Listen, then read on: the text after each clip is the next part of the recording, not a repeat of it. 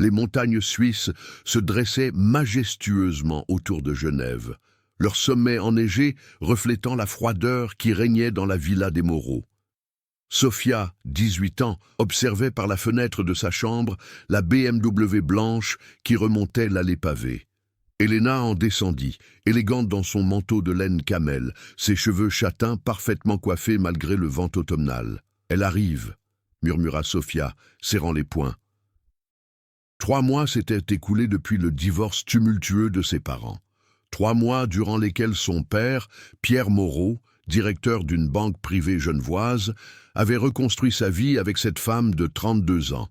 Helena Dubois, psychologue clinicienne, avait rencontré Pierre lors d'une conférence sur la gestion du stress en entreprise. Sophia descendit les escaliers de marbre, ses pas résonnant dans le hall d'entrée orné de tableaux contemporains.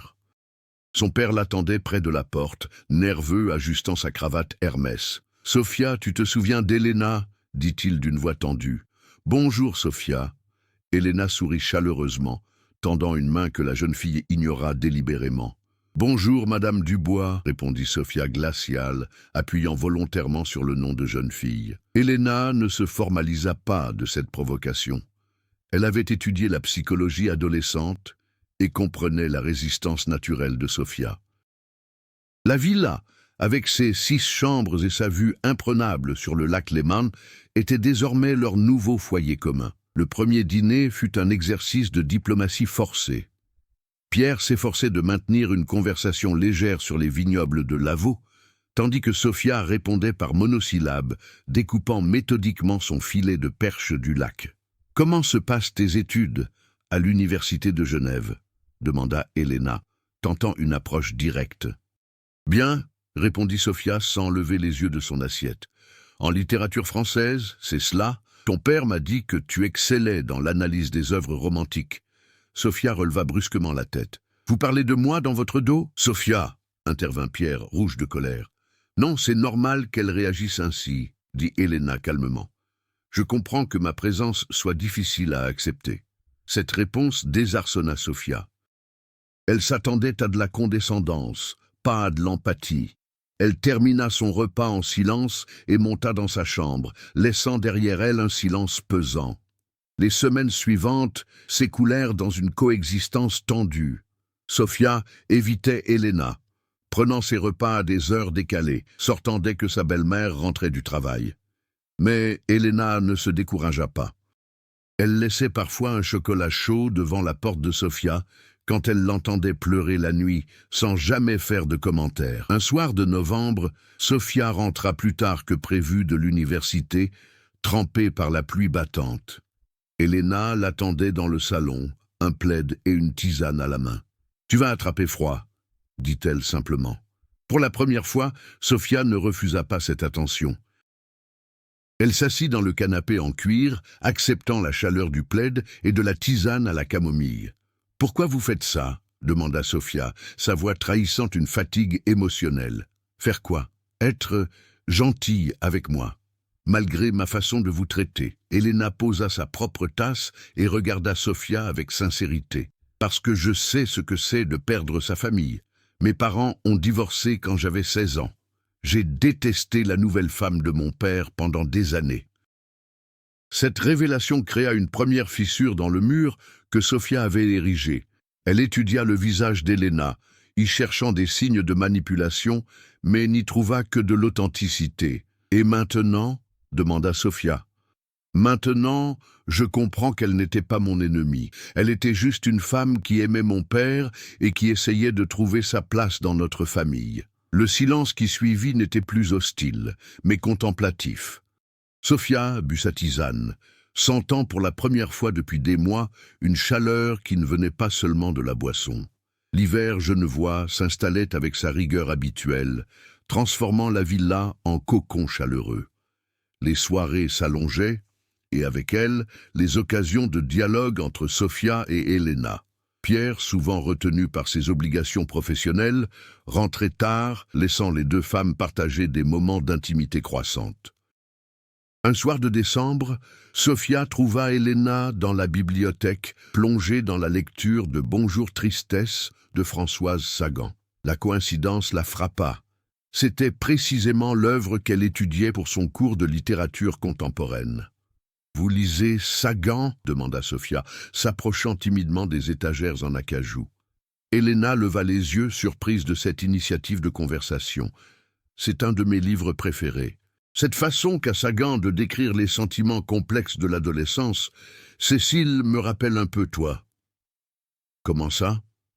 Sophia s'assit dans le fauteuil en face d'Helena, curieuse malgré elle. Cette résistance farouche au changement, cette peur de voir son univers bouleversé par l'arrivée d'une nouvelle femme dans la vie de son père.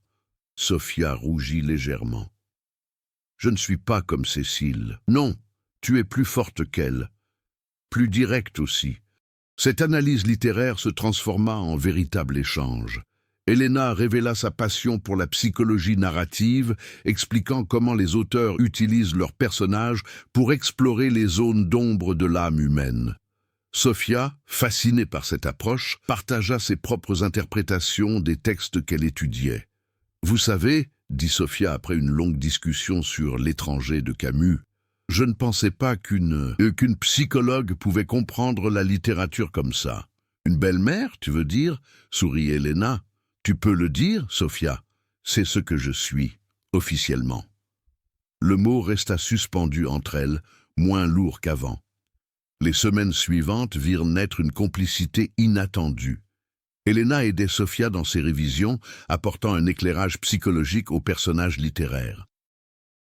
En retour, Sophia faisait découvrir à Helena des auteurs qu'elle ne connaissait pas, notamment des écrivains suisses comme Charles-Ferdinand Ramuz. Un après-midi, Sophia rentra de l'université particulièrement bouleversée.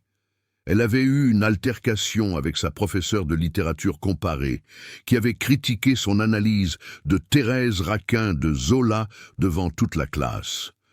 Helena la trouva en larmes dans sa chambre et, sans demander la permission, s'assit sur le lit. « Raconte-moi, » dit-elle simplement. Sophia se laissa aller. Elle parla de la pression académique, de sa peur de décevoir son père, de sa culpabilité concernant le divorce de ses parents. Helena l'écouta sans l'interrompre, posant parfois une main réconfortante sur son épaule. « Tu sais, » dit Helena quand Sophia eut terminé, « quand j'étais étudiante en psychologie, j'ai failli abandonner après qu'un professeur ait démoli mon mémoire devant tous mes camarades. Je me suis enfermée chez moi pendant 3 jours. Qu'est-ce qui vous a fait changer d'avis? Ma mère m'a dit quelque chose que je n'oublierai jamais. Les critiques ne définissent pas ta valeur, elles révèlent les limites de celui qui les formule. » Cette phrase toucha Sophia au plus profond. Pour la première fois depuis la séparation de ses parents, elle sentit que quelqu'un la comprenait vraiment, sans jugement ni attente. Le soir même, pendant le dîner, Pierre remarqua le changement d'atmosphère. Sophia et Helena discutaient littérature avec passion, leurs voix s'entrelaçant harmonieusement. Il sourit, soulagé de voir sa fille enfin épanouie. « Je suis heureux de vous voir si bien vous entendre, » dit-il en servant le vin.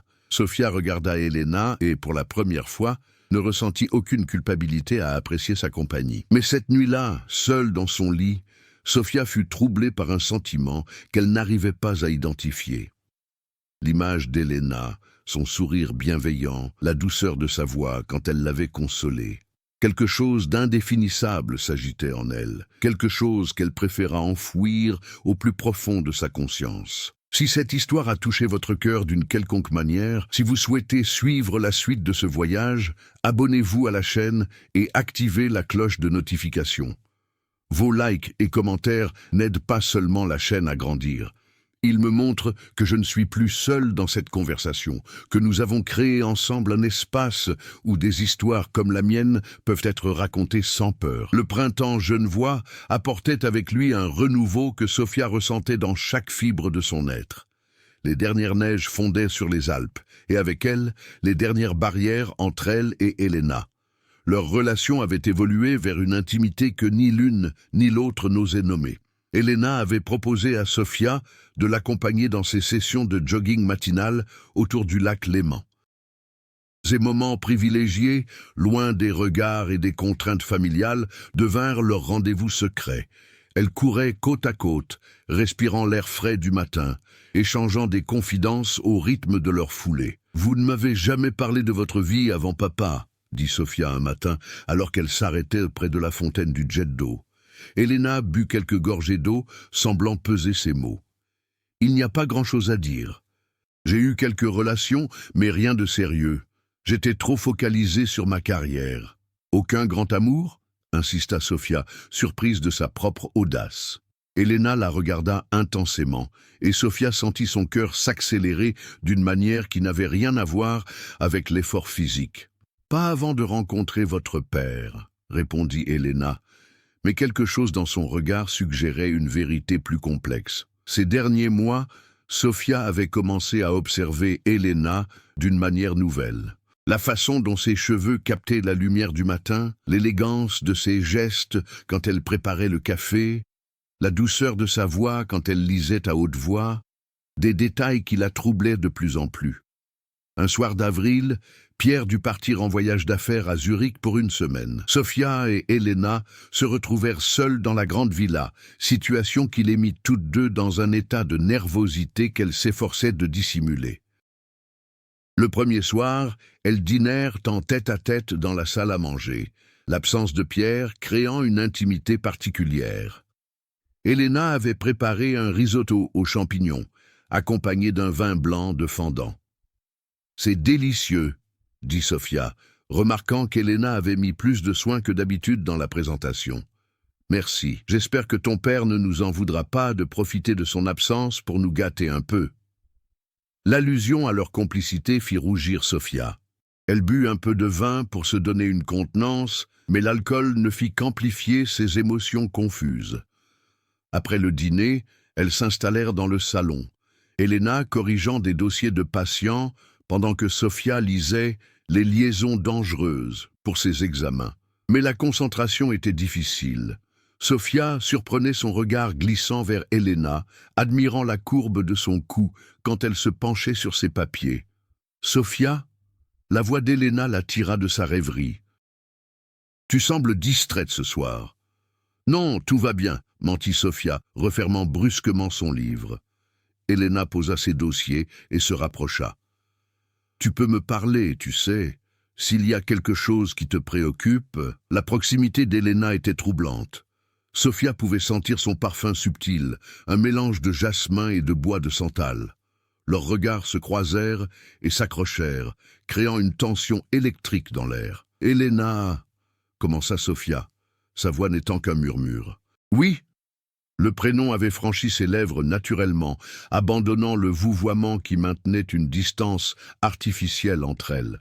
Elena remarqua ce changement, et quelque chose vacilla dans ses yeux. « Je ne sais plus très bien ce que je ressens », avoua Sofia, ses joues s'empourprant. Elena tendit la main et caressa doucement la joue de Sofia, un geste qui se voulait maternel, mais qui provoqua un frisson bien différent chez la jeune fille. « C'est normal de se sentir perdu parfois, tu traverses beaucoup de changements. » Mais elles savaient toutes deux que ce trouble allait au-delà des simples bouleversements adolescents. Sofia posa sa main sur celle d'Elena, l'empêchant de s'éloigner.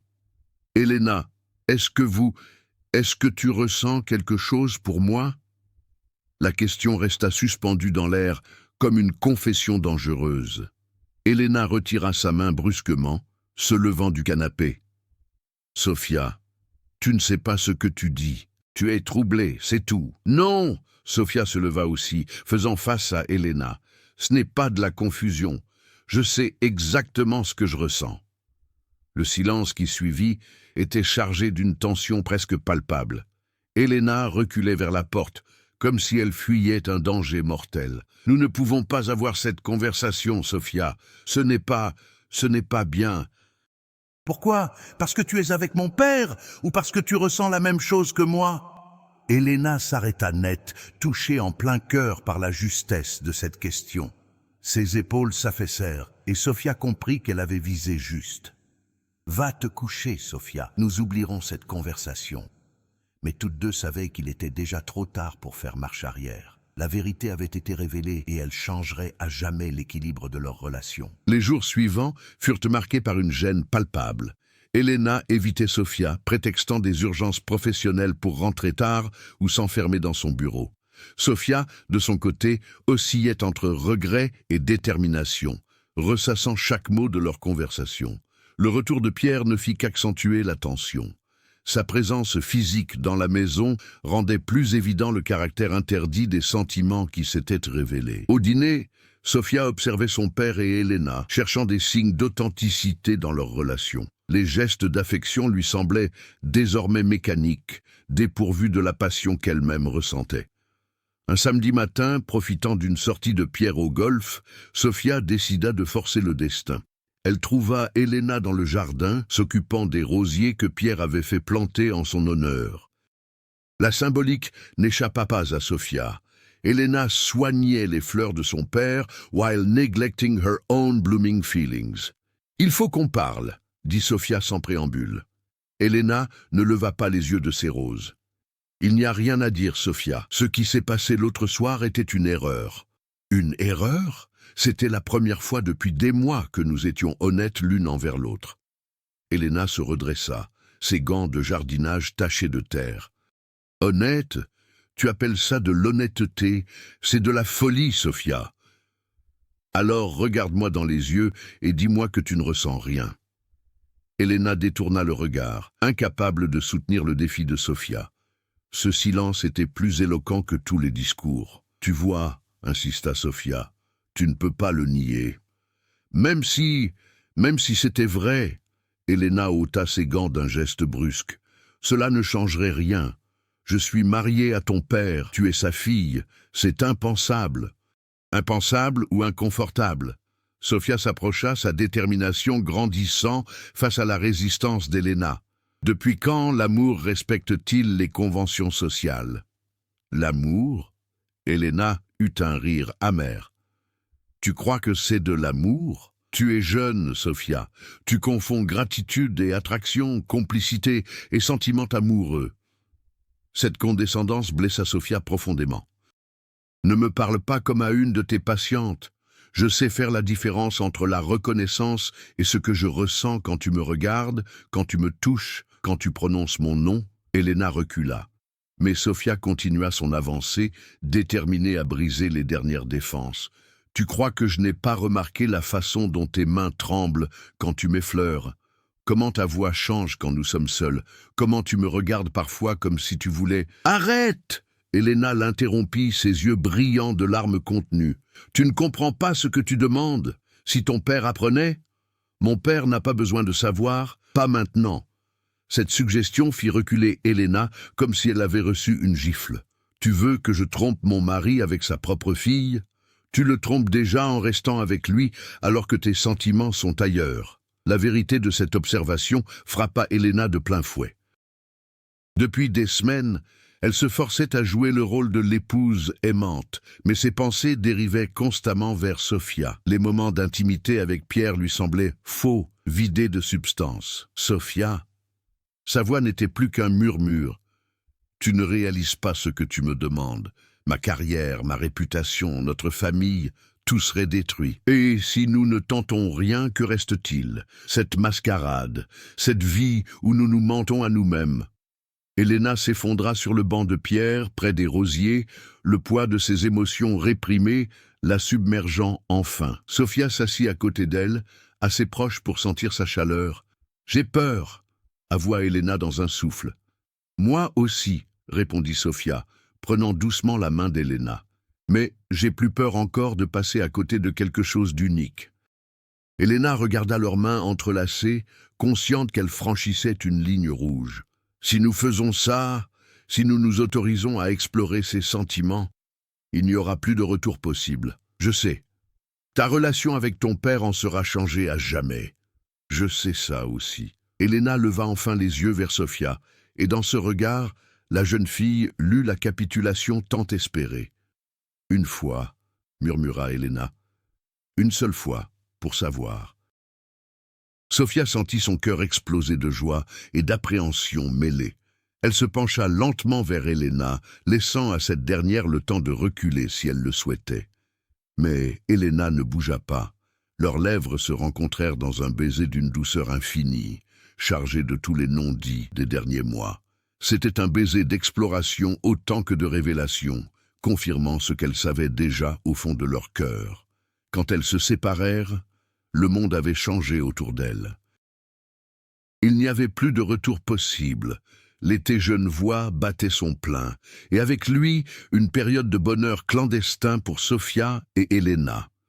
Elles avaient établi leur propre code, des regards complices durant les repas de famille, des promenades amicales au bord du lac qui se terminaient par des étreintes passionnées dans des coins isolés, des nuits où Sofia se glissait dans le bureau d'Elena sous prétexte de révision tardive. Pierre, absorbé par une fusion bancaire complexe, ne remarquait rien. Il rentrait tard, repartait tôt, laissant ces deux femmes développer une intimité qu'il prenait pour de l'harmonie familiale retrouvée. Un jeudi soir de juillet, Sofia attendait Elena dans le bureau, comme elles en avaient pris l'habitude.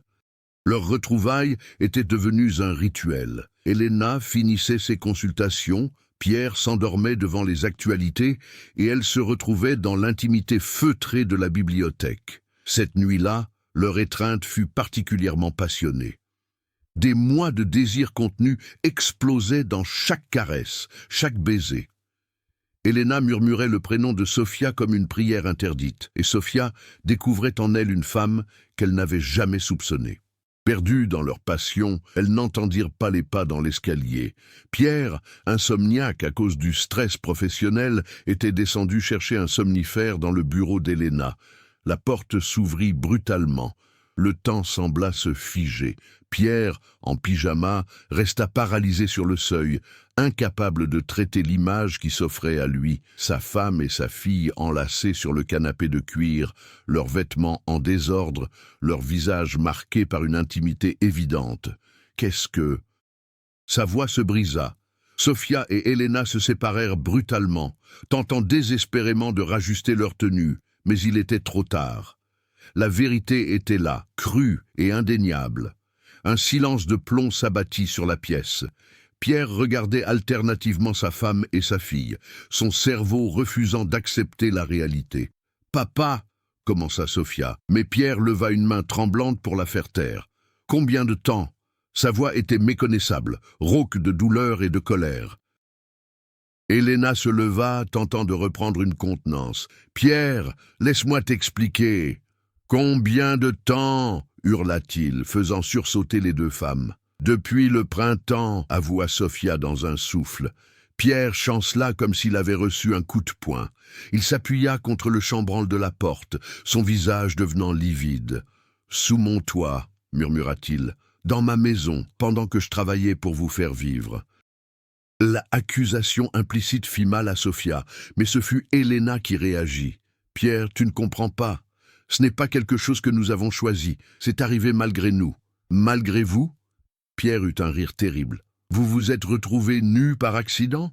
Papa ne lui parle pas comme ça !» Sofia se dressa, protégeant instinctivement Elena. Cette réaction acheva de briser Pierre. Voir sa propre fille défendre sa femme contre lui fut le coup de grâce. « Sors de ma maison !» dit-il à Elena, sa voix redevenue dangereusement calme. « Pierre, s'il te plaît !»« Sors de ma maison !» La violence de ce cri résonna dans toute la villa. « Non !» Sofia s'interposa entre eux. « Si elle part, je pars avec elle !» Pierre regarda sa fille comme s'il la voyait pour la première fois.